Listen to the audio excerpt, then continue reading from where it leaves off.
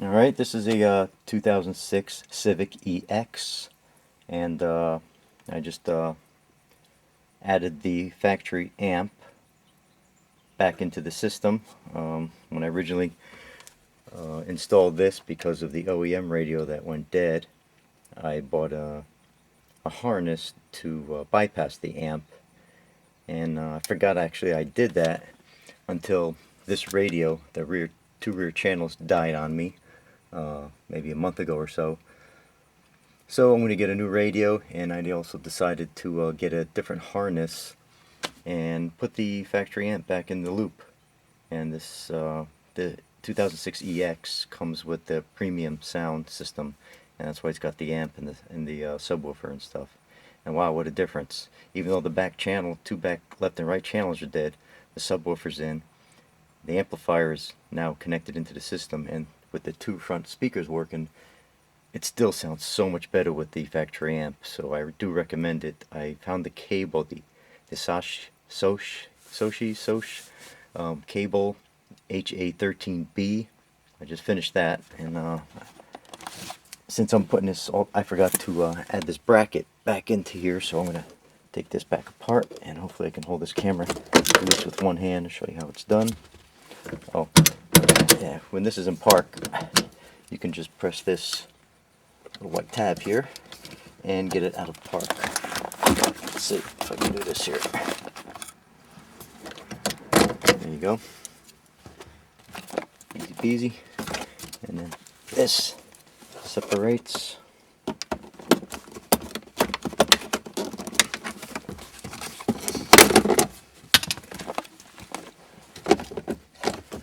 And I put it in neutral, and it comes out a lot easier. Okay, there's a factory amp. This is the harness that bypasses the amplifier, and I'm just going to keep this in here in case one day the amplifier blows, so I can just bypass it again. And it'll easy just plug it into this. Just unplug this here and plug it into this harness here, and pretty much it's good to go then without the amp. But right now the amp is connected, and that's good. Sounds great. Okay, it was easier to remove this bracket from here, so I'm going to put that back in.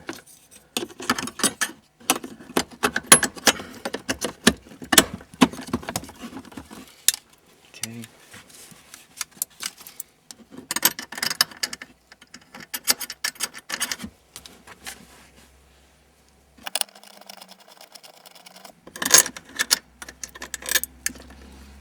Oh, this little clip is missing. This little clip fell down in here somewhere. Okay, here's the clip that fell off. Gotta put that back under here.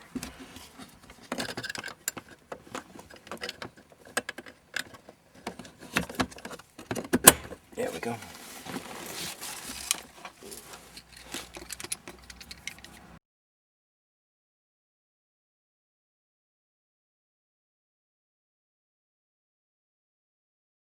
Okay, and I didn't use crimp-on connections. I used I like to solder, and I believe in soldering for a nice, solid, permanent connection. And then I just heat shrink the wires on and back of here. And these come off easy enough. To get this off, you have to remove this piece here, and after you remove this front piece here underneath, there's only one screw to remove here, and then all this snaps out like that, and there's just the whole thing pulls out like that. So that's easy enough. And then you can just grab the radio here, this panel here with the radio and your HVAC stuff, the vent, that pulls out also right like that, and easy enough. Let's put that back.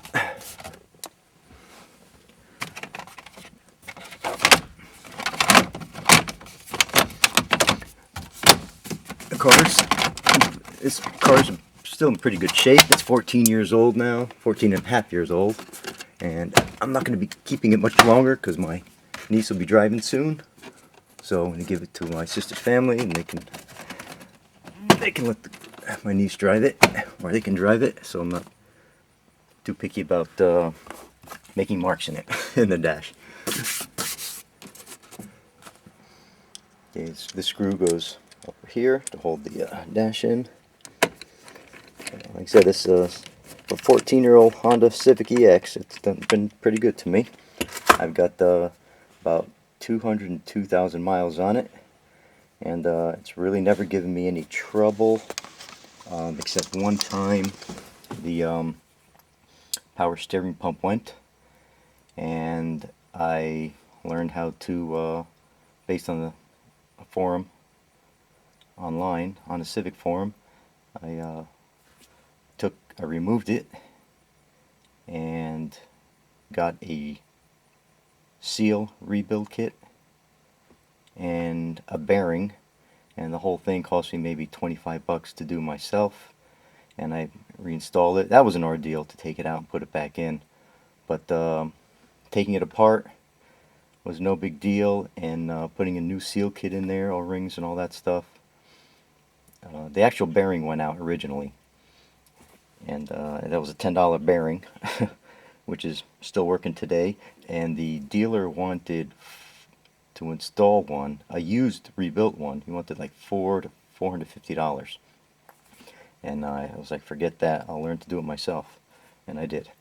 So I saved a bunch of money there. The transmission gave me a problem. The automatic transmission, it did not want to shift into a higher gear other than 3.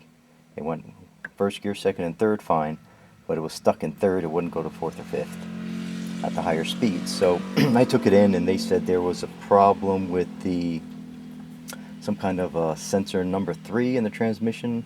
I don't know if that makes sense to anybody, but they replaced that, and that was it. They told me that was the problem. Maybe it was something else. Maybe they told me something they thought I would understand. So whatever. Never had an issue after that with the transmission. Let's see, what else? This was a problem very early when I got the car. This split right over here. Actually, on this side it was worse. It split there, and it would keep falling and dangling, but it's good now. It's relatively tight.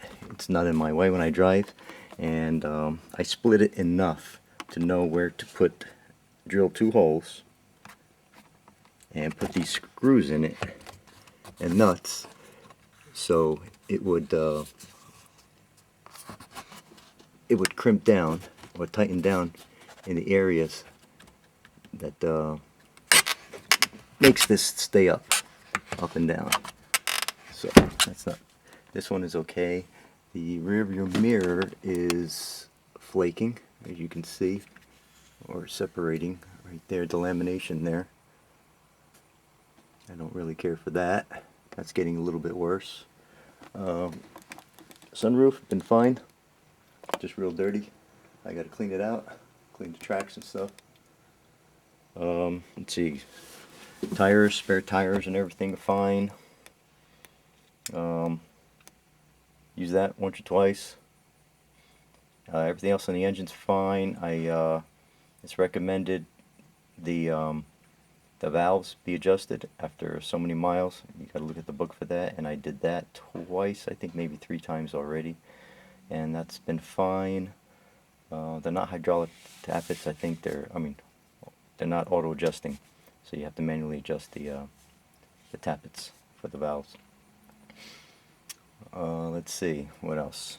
That's about it. Air conditioning has been no problem, except now when I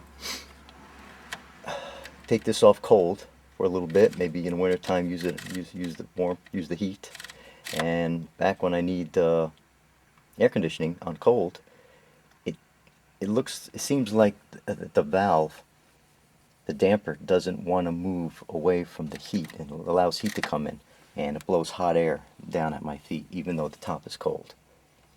And I think someone mentioned that in here is the just above the amp somewhere back here is the control for that, and so I need to probably change that soon. Seats are fine. Upholstery holds up very well, and they're fairly comfortable seats. They've got some bolstering here, which is very nice, and back seats rarely used. That's about it. Roof rack for the kayak. The Civics, they do make racks for the Civic, so you can put your stuff on there, which is really nice. For a small car, it turned out really nice. And the kayak is actually as long as my car, 14 feet. Again, the biggest problem actually is the paint on these things. They're terrible. So that's an issue for all the used ones you'll see, unless it's been repainted. Windows are fine. Never had a windshield break or crack. I just polished these up nice and clear again. They came out pretty good. I gotta spray them though with a UV protector so it'll last longer. Let's see, there was a recall for the rear tires. Something in the back tie rods or some kind of sway bar. It was causing the rear wheels, the rear tires, to wear very quickly, and it would make this kind of warbling sound when we're driving. It was terrible. So there's a recall on that, and then I got that taken care of. I think there was another recall or something under here that they took care of for free because it was a safety recall. I think it was a tensioner, the belt tensioner bearing or something like that. They're replaced. Okay, here's the engine inside. I try to keep it clean. I never washed it, but I wipe it down every time I change the oil and do something in here, change the plugs and stuff like that. I wipe it down and try to keep it clean. No issue with the brakes, anti-lock brake system or anything. No issue. Like I said, air conditioner. I had to recharge that. I'm not sure if it's blowing warm because maybe the air conditioner is finally going, or because of that damper inside is still letting in warm air. Original O2 sensors, I have not changed them, and I still get great mileage. When I got this, I was consistently getting 39 to 39.5 miles per gallon, only highway. When I would use highway and in-town driving of average of 35 to 45 miles an hour, I would get an average of 36 miles to the gallon. Now, I've been doing a lot of in-town driving, not much highway, because I moved, and I consistently get 31.5 miles to the gallon, which is pretty good. I'm not hard on the accelerator, so I always get good mileage and prolong the life of the engine, I guess, all the rings and all. So there's no smoking in the back. I still get good compressions. I was one of the lucky ones that did not have to change my engine or the engine block. I never had a coolant leak on my engine block, and that's a known problem for some of these early Civics, 8th gen Civics. Like I said, I never pushed the engine very hard, unless, every now and then you got to go to 4,000 RPM to pass somebody, but most of the time I don't go that high. I don't rev it that high. New batteries, of course, and that's it. Everything else is transmission fluid. Everything else is okay in these things. Fans were fine. Never replaced the radiator fans. So I hope this helps, and hope you have good luck with yours also.